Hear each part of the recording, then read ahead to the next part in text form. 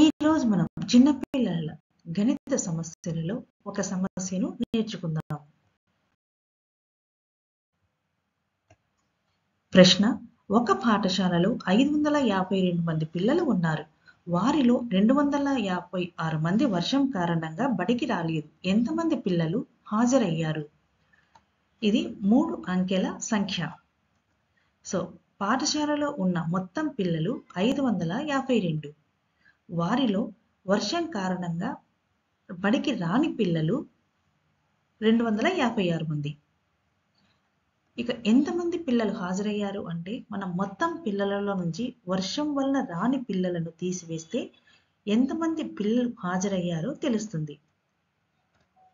So హాజరైన పిల్లలు minus ఇందులోంచి మనం తీసివేస్తే ఎంతమంది పిల్లలు హాజరైనారో మనకు తెలుస్తుంది.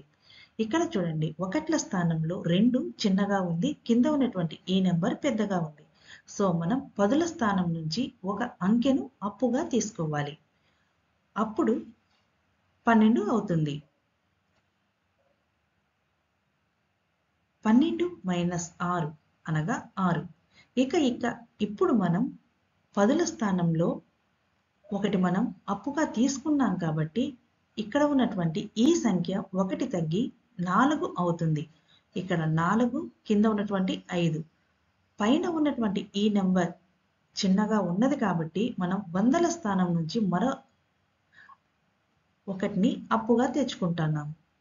సో ఇప్పుడు పదుల స్థానంలో ఉన్నటువంటి ఈ 5 14 అవుతుంది. ఎందుకనగా వందల స్థానం నుంచి మనం ఒకటిని అప్పుగా తీసుకుంటున్నాము. 14 మైనస్ 5 9.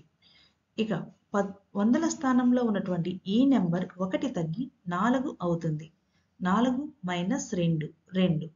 సో హాజరైన పిల్లలు మొత్తం 296 మంది.